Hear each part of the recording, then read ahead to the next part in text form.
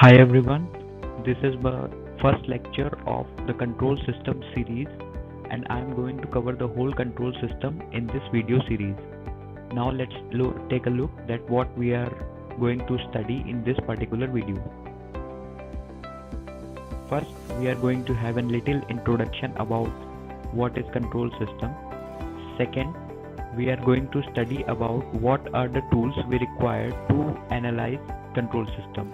Third, transfer function and its properties, and fourth is open loop and closed loop control system. Okay, so let's start. Firstly, we are going to understand what is a system. A system is a group of physical components that are arranged together to get a specific response or desired response. Okay, example से समझते हैं इसको। जैसे कि system क्या है कि कुछ नहीं है, एक अरेंजमेंट है फिजिकल कंपोनेंट्स का जिसकी हेल्प से हम डिजायर्ड रिस्पांस लेते हैं। ठीक है, जैसे एग्जांपल लेते हैं इंडक्शन कुकर का, उसमें हम लोग इलेक्ट्रिकल एनर्जी देते हैं और हमें हीट एनर्जी मिलती है। तो कैसे मिलती है कि इंडक्शन कुकर हमारा एक सिस्टम की तरह काम कर रहा है, उसकी वजह से हमें जो है हीट एनर्जी मिलती है। ठीक है, आई होप कि आप लोग को सिस्टम के बारे में क्लियर होगा। अगला, what is control? Control is nothing but to regulate a system to get it a desired output or to have the system in its stable state. And what is stable state, what is unstable state, we are going to study it in this whole control system only. So we will discuss that thing further. For now, we have to understand control, that it is nothing but to regulate something. Okay. Some examples of control where control system is required is cooking of food. A complete monitoring process is required for cooking of food. It requires also to regulating gas for controlling heat, so the food will not get overcooked or uncooked. So their control system is required. Now, second is temperature controlling. For temperature controlling, also the control system is required. The third is in speed controlling operations. Nowadays, larger need of electric vehicles is tending to more speed controlling process, and which requires only control system to control the speed of motors. Okay, so many other examples can be also explained for control system, but I have taken these three.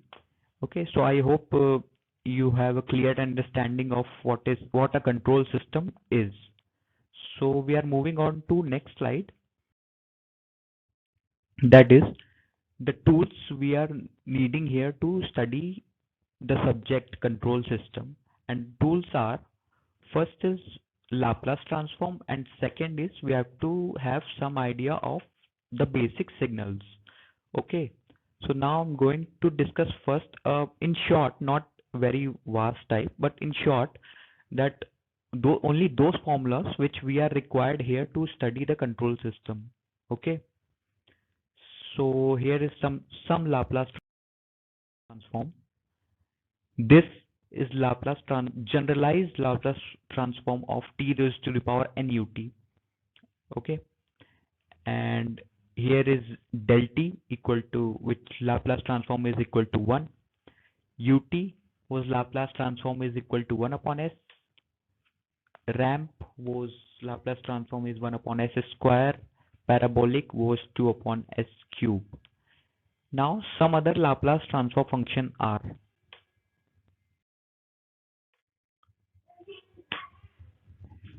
we have a frequency delay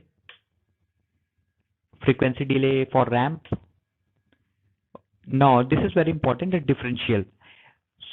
So in differential, as you know, if you have studied Laplace, that what is the degree of differential in the time domain, that similar power of s domain is multiplied by x of s. That here degree is 1, so only s is multiplied, and this x naught here is the initial condition. Okay, next is d2x upon dy square. Here the degree is 2, so s square is multiplied, and this is the initial condition, and this is the first derivative of the initial condition of in time domain. Okay, now a generalized formula is given as this. Okay, so I'm hoping this revision is kind of clear to all of you. So now I'm moving on to some basic signals. Some of the basic signals are: first is impulse, which is given as delta t and represented in graph as this. We are getting impulse at 0 only. Second is unit step, which is represented as this, a constant line. Third is unit ramp, which is represented as a slopy line, this. Fourth is parabolic function. Parabolic function is not much required in control system, but we have to get an understanding because in some areas it is required. So parabolic function look like a parabola, which is like this. Okay. So now what is the use? Suppose a question is given that says we have a unit step response like this, and you have to find unit ramp response or unit parabolic response, or or in other scenario it can say that impulse response is given and you have to find step, ramp or parabolic response. In that case you have to integrate from left to right. You have to integrate. I'm showing you like this. Integration is done, and from right to left, if you will move from parabolic to ramp to step to impulse, you have to differentiate. Next is transfer function. Transfer function is given as ratio of Laplace transform of output to Laplace transform of input with all the initial conditions 0.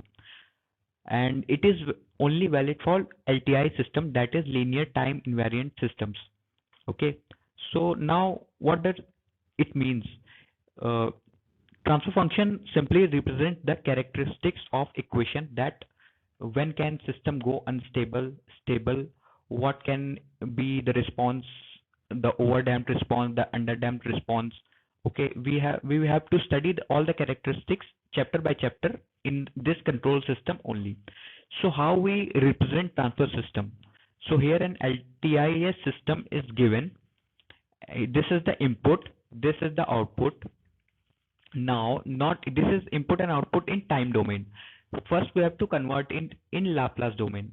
This is given as Rs. This is given as Cs. So the transfer function will be Cs upon Rs. Okay. So now next. Now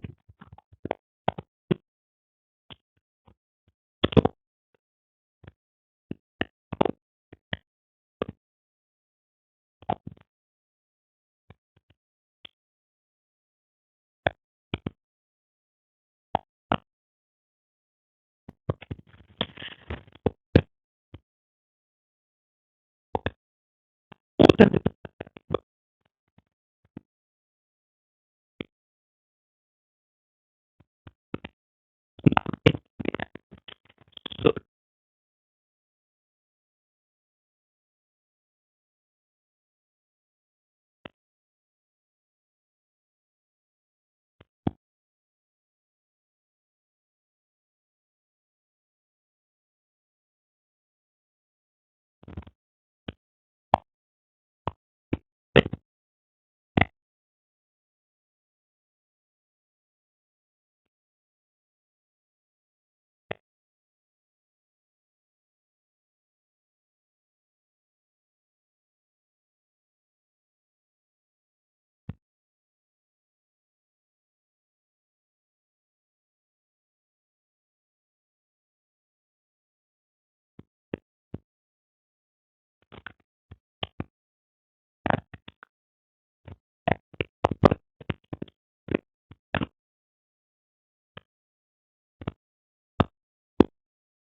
its poles and zeros to this axis, S plane, this S plane. Okay.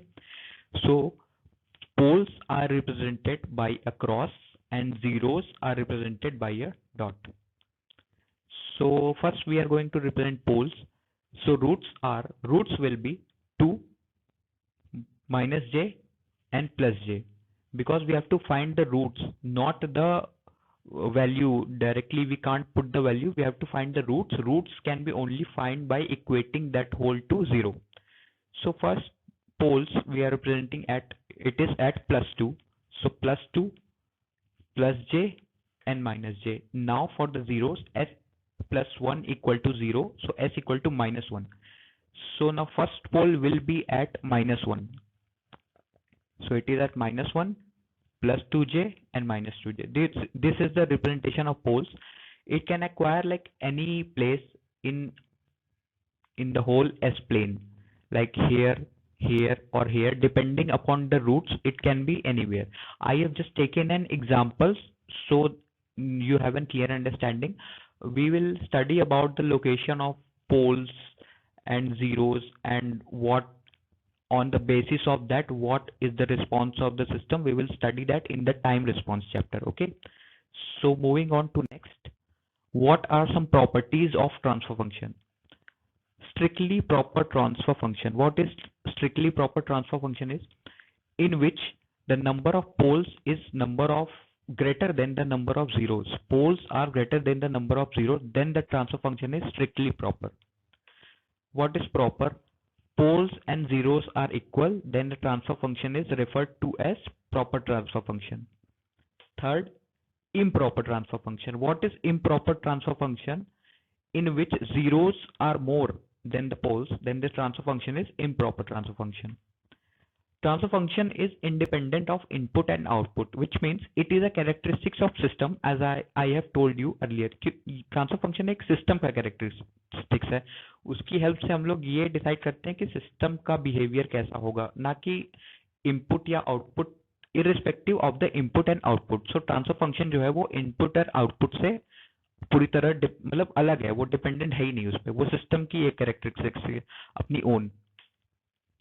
अब minimum phase क्या होता है? Minimum phase system ऐसा होता है कि जो कोई भी उसका पोल या zero right half of the S plane lie ना करे, एस प्लेन के राइट साइड में लाई ना करे, सारा का सारा जो है लेफ्ट साइड में लाई करे, तो वो होगा आपका कहलाएगा मिनिमम फेज सिस्टम.